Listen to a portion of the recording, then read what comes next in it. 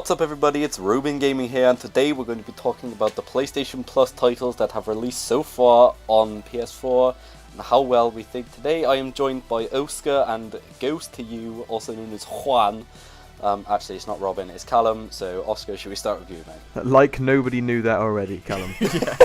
Nobody noticed. Lil. Yeah, so if you haven't Nailed noticed, Robin actually isn't here, amazingly.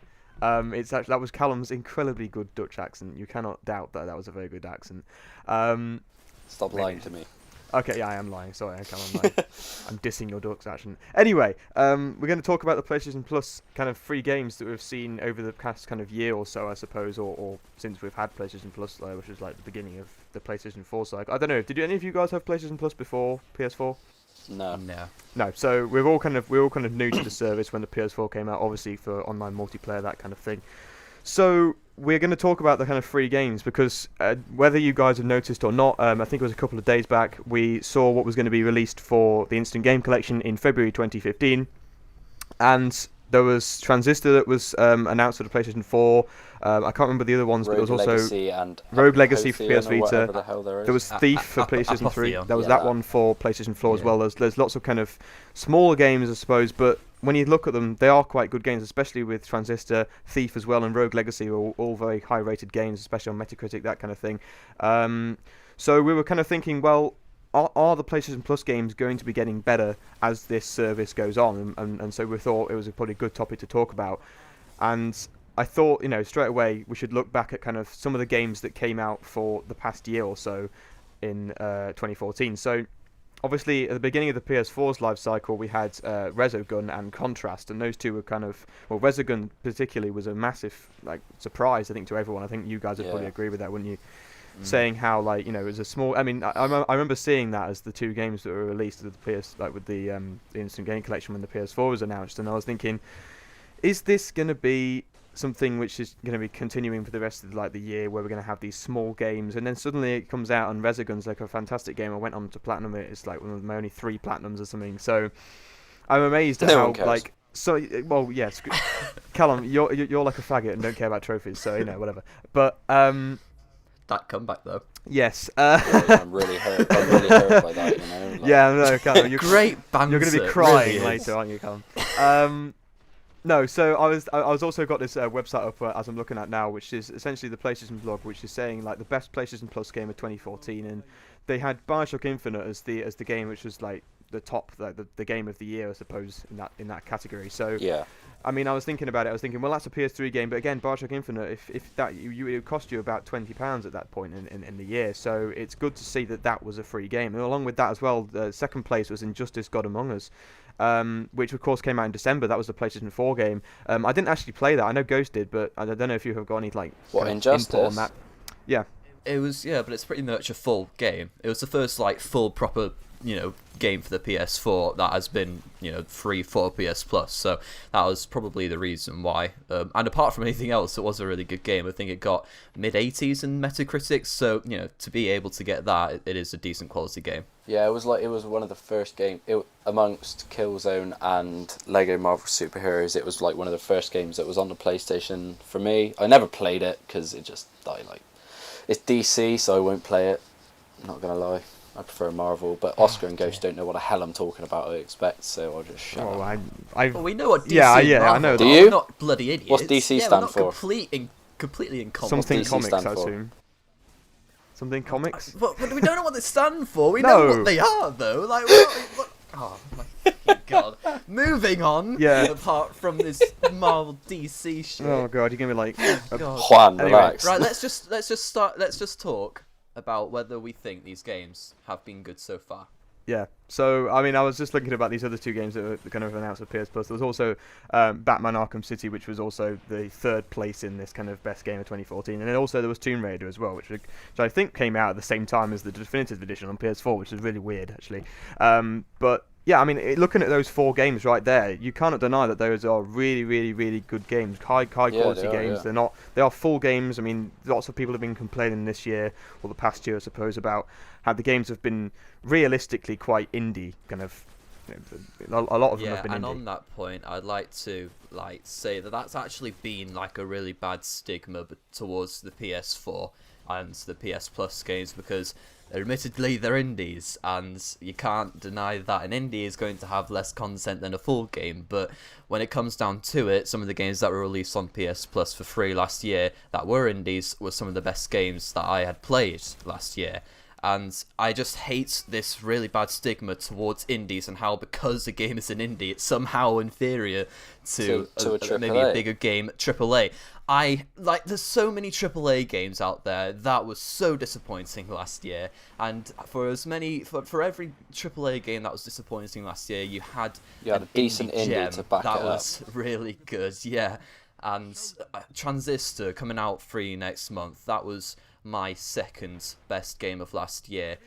Personally, it's such a good game, and it's an indie game, so I don't see why this bad stigma is towards indie games on the PS4. I think it's unnecessary, and I think for the most part it's probably Sony haters. But you always remember the Sony hate. You always remember the haters. I mean, they're always the people that stand out in any gaming community or any community in general. But I just don't like the stigma anyway. Yeah, I mean, I was thinking about all the other games that came out this year. I mean, the PS3 particularly seems to get, I suppose, the big AAA games, because obviously it's a, I suppose, last gen console now. Older console, so it's going to get more games that were out beforehand. beforehand. Yeah, exactly. I mean, I remember seeing, I think it was one point there was Crysis 3 on there. I remember George did a massive playthrough of that on his channel, which seems like literally years ago. It probably was actually. I remember watching that through. That was such. That gives me a bit of nostalgia. But I mean, it's. I know George is always. Yep, that's the one.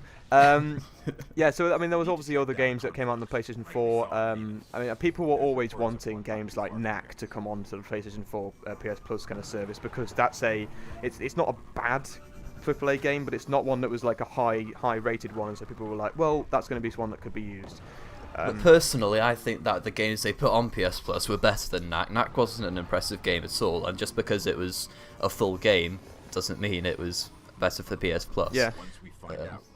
I'd like to see Knack 2 on that note. Oh, okay. Because really? it was a good concept, and it was a really good idea about how you can build up to get bigger and stuff. They just executed it poorly. So I'd really like to see Knack 2. So you'd like to give him so you're thinking that I can't even speak. So you're saying that it didn't have like a good enough chance or enough time to maybe develop it well enough to get a better game out. So you'd want to see a second one.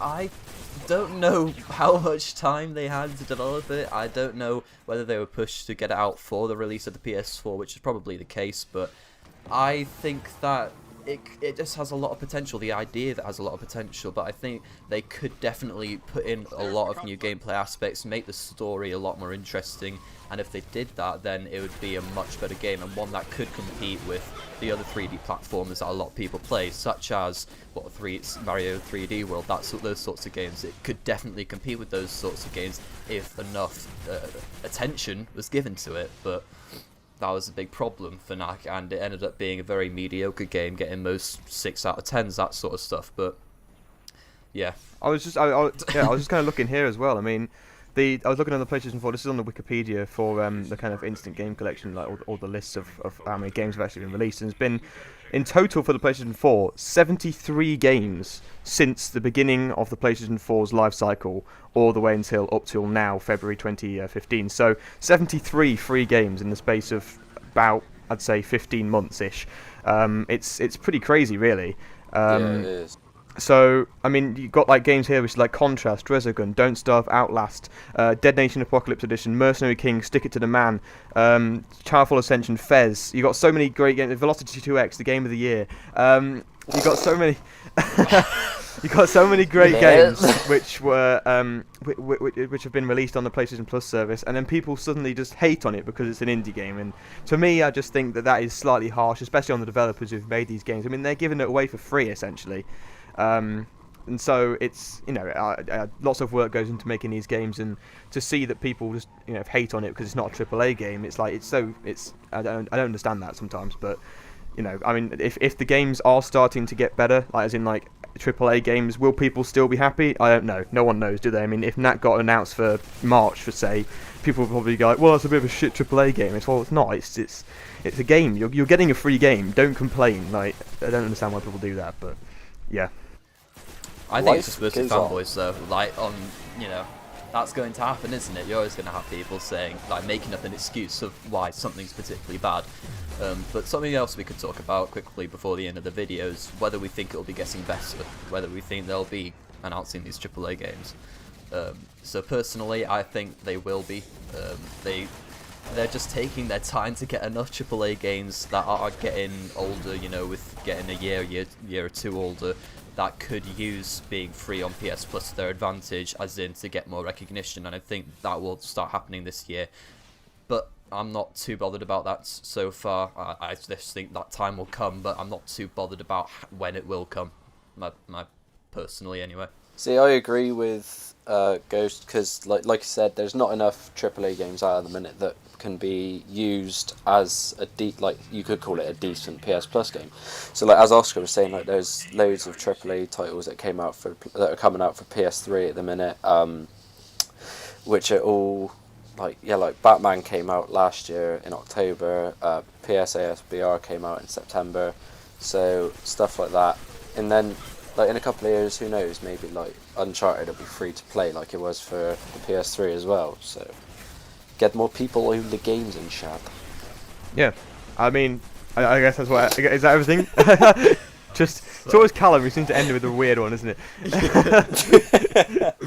Yeah. So pretty much, tell us your kind of thoughts in the comments about the PlayStation Plus service. Are the games which get released on this service? Do you think that they're really, really high quality? Do you think they're just terrible because they're indie games? That kind of massive span of difference between these people.